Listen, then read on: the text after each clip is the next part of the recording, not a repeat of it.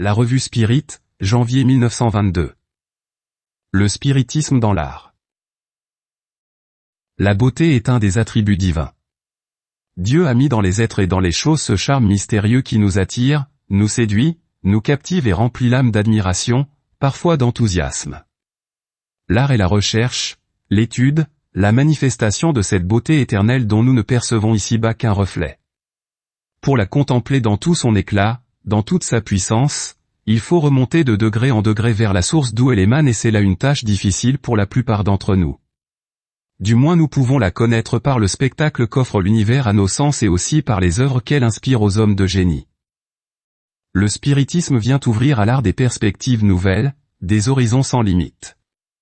La communication qu'il établit entre les mondes visibles et invisibles, les indications fournies sur les conditions de la vie dans l'au-delà, la révélation qu'il nous apporte des lois supérieures d'harmonie et de beauté qui régissent l'univers viennent offrir à nos penseurs, à nos artistes, des sujets inépuisables d'inspiration.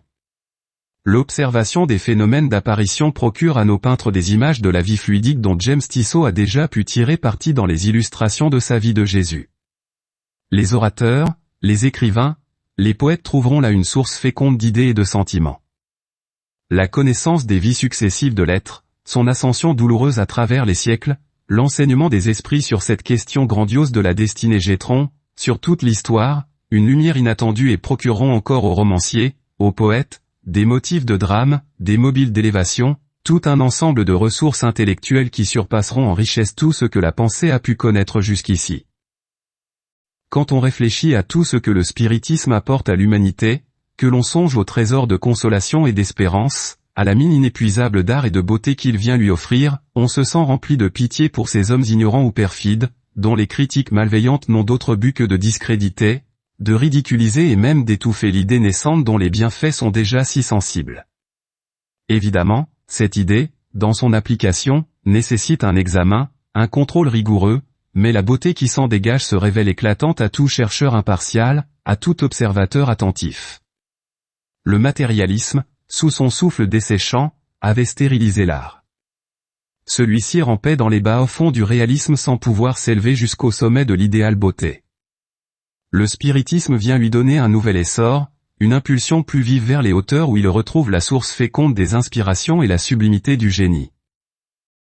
Le but essentiel de l'art, avons-nous dit, c'est la recherche et la réalisation de la beauté, c'est en même temps la recherche de Dieu, puisque Dieu est la source première et la réalisation parfaite de la beauté physique et morale. Plus l'intelligence s'affine, se perfectionne et s'élève, plus elle s'imprègne de l'idée du beau. L'objectif essentiel de l'évolution sera donc la recherche et la conquête de la beauté afin de la réaliser dans l'être et dans ses œuvres. Telle est la règle de l'âme dans son ascension infinie. Déjà en ceci la nécessité des existences successives s'impose comme le moyen d'acquérir, par des efforts continus et gradués, un sens toujours plus précis du bien et du beau. Les débuts sont modestes ici-bas, l'âme s'ébauche d'abord dans des tâches humbles, obscures, effacées, puis, peu à peu, par des étapes nouvelles, l'esprit acquiert la dignité d'artiste. Plus haut encore, il s'ouvrira aux conceptions vastes et profondes qui sont le privilège du génie et deviendra capable de réaliser la loi suprême d'idéale beauté. Sur notre terre, les artistes ne s'inspirent pas tous de cet idéal supérieur. La plupart se bornent à imiter ce qu'ils appellent la nature, sans se rendre compte que celle-ci n'est qu'un des aspects de l'œuvre divine. Mais dans l'espace, l'art revêt des formes à la fois plus subtiles et plus grandioses et s'illumine d'un reflet divin. C'est pourquoi, dans cette étude, nous avons tenu à consulter surtout nos esprits guides, à recueillir et à résumer leurs enseignements. Dans le domaine où ils vivent, les sources d'inspiration sont plus abondantes, le champ d'action s'élargit, la pensée, la volonté, la puissance suprême s'affirme et rayonne avec plus d'intensité. Nos protecteurs invisibles nous envoyèrent d'abord l'esprit de Massenet qui vint nous dicter 5 leçons sur la musique céleste, en procédant comme il le faisait sur la terre, dans ses cours du conservatoire. Mais cela ne pouvait nous suffire, il nous fallait des données plus générales, des vues d'ensemble sur la façon dont l'art est compris et pratiqué dans l'au-delà. On remarque souvent, dans les ouvrages inspirés par des esprits, surtout dans les livres anglo-saxons, la description de sites, de monuments, de demeures, créés à l'aide des fluides, par la volonté des habitants de l'espace.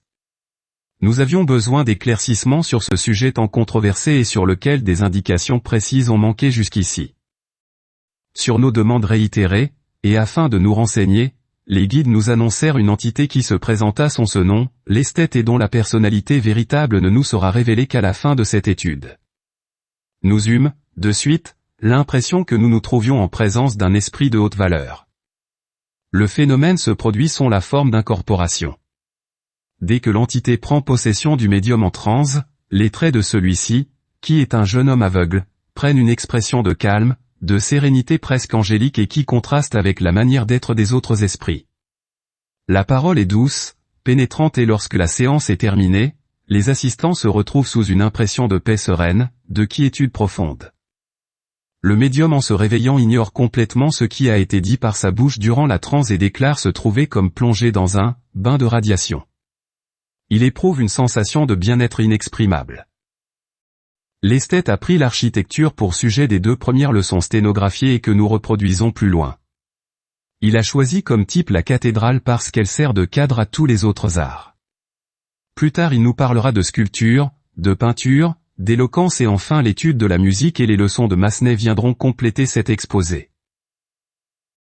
Rappelons ici que tout esprit émané de Dieu ne possède pas seulement une étincelle de l'intelligence divine, il jouit encore d'une parcelle du pouvoir créateur, pouvoir qu'il est appelé à manifester de plus en plus au cours de son évolution, aussi bien dans ses incarnations planétaires que dans la vie de l'espace. Sur Terre, sous le voile de la chair, cette intelligence et ce pouvoir sont amoindris, et cependant n'est-il pas merveilleux de constater à quel point le génie de l'homme a pu subjuguer les forces brutales de la matière, vaincre leur résistance, leur hostilité, les asservir à ses besoins et même à ses fantaisies. L'homme forge le fer, ils font le bronze et le verre, sculpte la pierre, élève des statues, bâtit des palais et des temples, l'homme perce les montagnes et réunit les mers.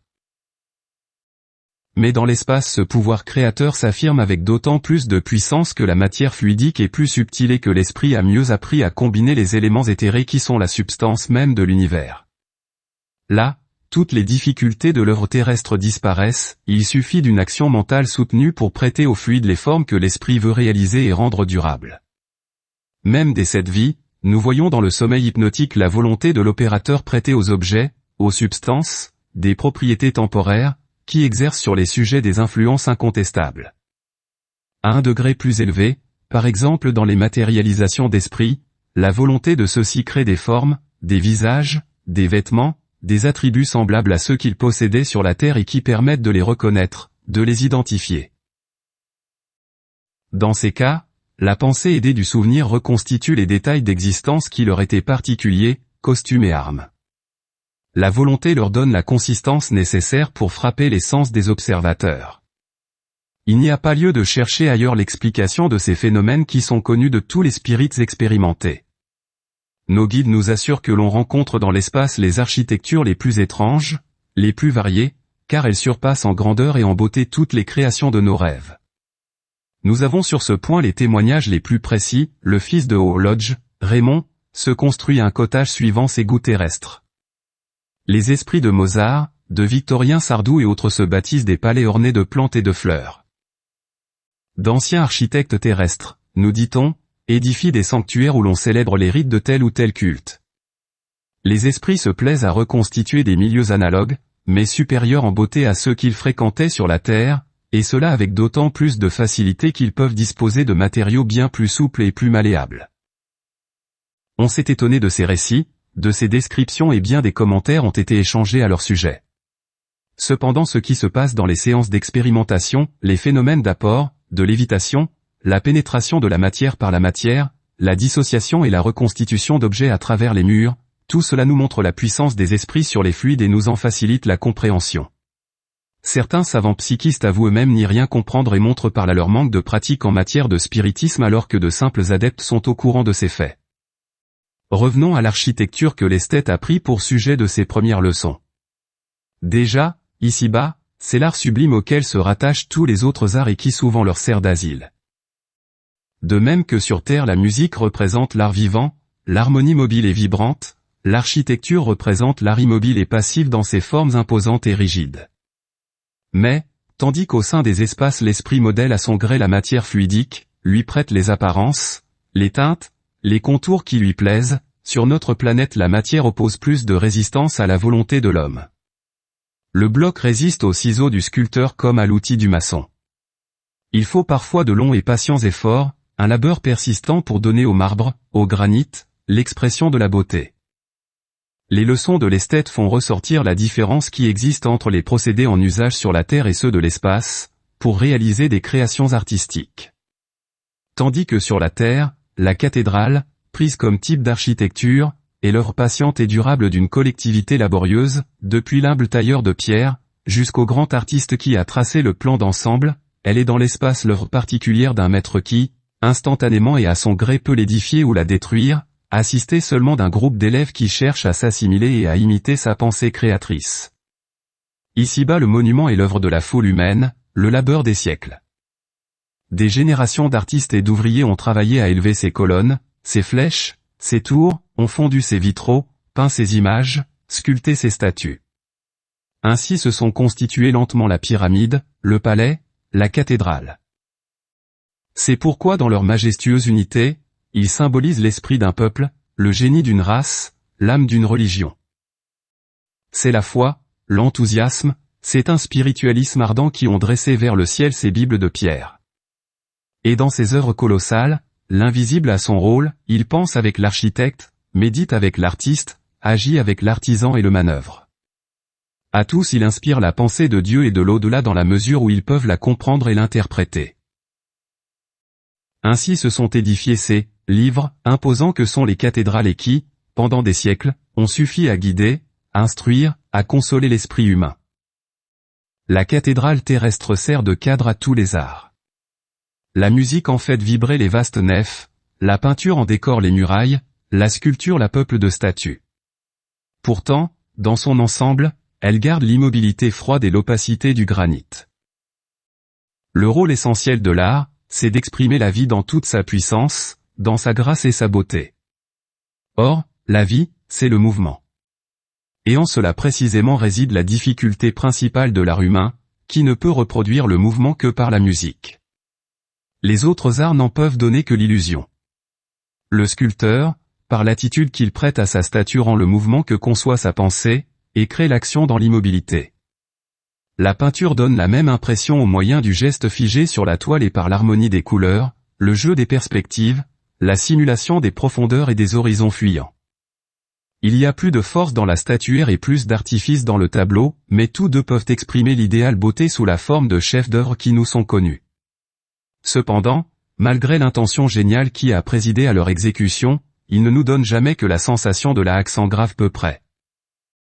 Il n'en est plus ainsi dans les œuvres d'art de l'espace, tout y est vie, mouvement, couleur, lumière. La cathédrale fluidique sera comme animée et vivante. Ses colonnes auront la souplesse, l'élasticité de la matière la plus subtile de ses murailles seront transparentes comme le cristal et mille teintes fondues, inconnues à la terre, s'y joueront en réseau d'ombre et de lumière. Toutes les harmonies s'y combinent en ondes d'une suavité inexprimable, tout y vibre du frisson d'une vie intense et profonde. Les artistes de la Terre devront s'inspirer de ces modèles surhumains que les enseignements spirites leur rendront familiers. L'éducation esthétique humaine comporte des conceptions de plus en plus élevées afin que le sentiment du beau pénètre et se développe dans toutes les âmes. Déjà une évolution se produit en ce sens, elle s'accentuera sous l'influence de l'au-delà. Les artistes de l'avenir s'attacheront à donner plus de fluidité aux couleurs, plus de vie au marbre, plus de spiritualité à toutes leurs œuvres. Les arts complémentaires s'idéaliseront tout en laissant à l'architecture la majesté des formes rigides et l'illusion de l'immuable dans l'inertie. L'art se rehausse et progresse à tous les degrés de l'échelle de vie réalisant des formes de plus en plus nobles et parfaites en se rapprochant de la source divine d'éternelle beauté.